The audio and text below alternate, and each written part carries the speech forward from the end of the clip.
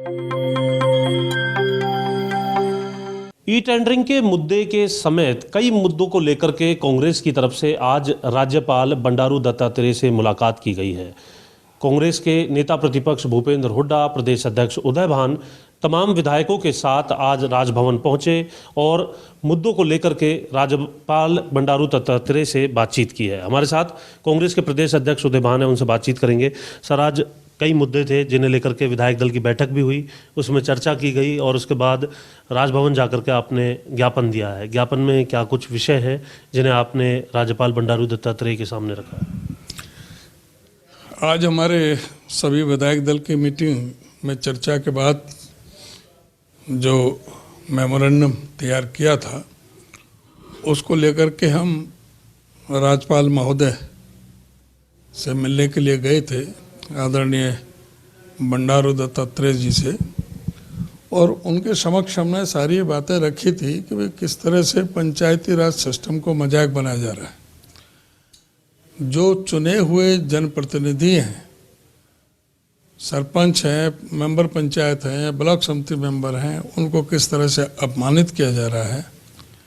उनसे बातचीत करके समाधान ढूंढने के बजाय उन पर एक लाठीचार्ज सरकार का एक शगल बन गया है कि कोई भी, चाहे वो कर्मचारी हो, चाहे वो कोई किसी भी तरह का कोई एजिटेशन करते हैं, चाहे वो टीचर्स हों, ड्राइंग टीचर हों, पीटीआई हों, सभी पर लाठीचार्ज सरकार ने किया है।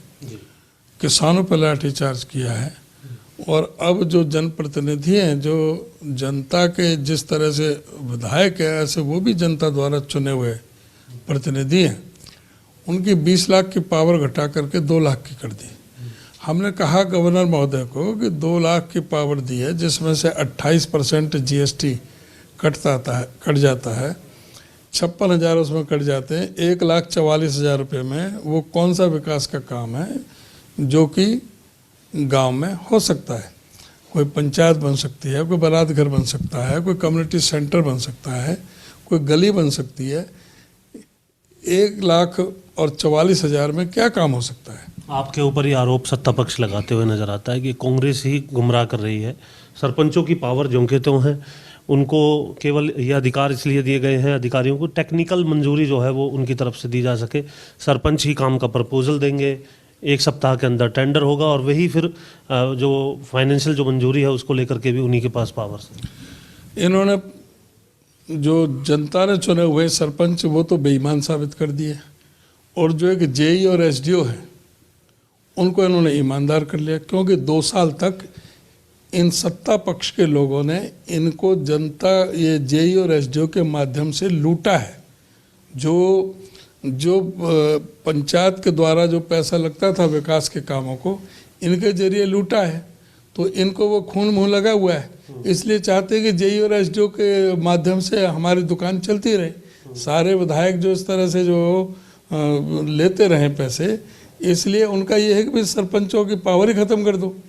पहले 20 लाख की पावर थी, अब ये ई टेंडरिंग जो ये पोर्टल इन्होंने बनाया है, ये तो सबसे बड़ा भ्रष्टाचार का अड्डा है। जिसको देना चाहते हैं उसको दे देते, नहीं कह देते पोर्टल बंद है। उनको बता देते हैं भाई इतना उसका आया, और तुम तो उससे थोड़ा सा कम करके ले लेते, उसको दे देते हैं। ये एक बंदर बांट का सबसे बड़ा ये नमूना है। और पंचायतों पर अपने जो सरपंच जो चुने हुए जनप्रतिनिधि हैं उनको इन्होंने बेईमान समझ करके उनको जो उन्होंने कह दिया कि तुम्हारे पास कोई पावर नहीं रहनी चाहिए, कि तुम गड़बड़ी करोगे। ठीक है, आपने ज्ञापन दे लिया। इसके बाद आप विधानसभा में भी हमने देखा मुद्दा आपने उठाया। आगे अब कांग्रेस क्या कार्यक्रम जो है वो रखेगी इन मुद्दों को उठाने को लेकर? नहीं, सारे मुद्दे हमारे चल रहे हैं, बराबर यथावत चल रहे हैं। जो हमारा हाथ से हाथ जोड़ो कार्यक्रम चल रहा है उसमें भी हर जगह, हर गांव में, हर बूथ पर हम जा रहे हैं, सबको हम बता रहे हैं। और हमने ये हाथ से हाथ जोड़ो कार्यक्रम का जो मार्च के अंत में एक समापन रैली होनी थी, जिसको हमने 25 मार्च को, जो मार्च के अंतिम सप्ताह में होनी थी, जो हमने 25 मार्च को सोनीपत में पर्दाफाश रैली करने का फैसला लिया है। और पूरे प्रदेश से उसमें इसको हाथ से हाथ जोड़े अभियान से संबंधित सभी लोग इसमें आएंगे। और इसमें ये सारे मुद्दे जो गवर्नर को हमने दिए हैं, इनको भी जनता के बीच में हम पहले भी ले जाते रहे, अब और ज़्यादा मजबूती के साथ उठा करके इसमें पूरी तरह से नाम ही रैली का पर्दाफाश रैली रखा है, तो इनके जो सारे जो इनको सबको बेनकाब करने का काम करेंगे।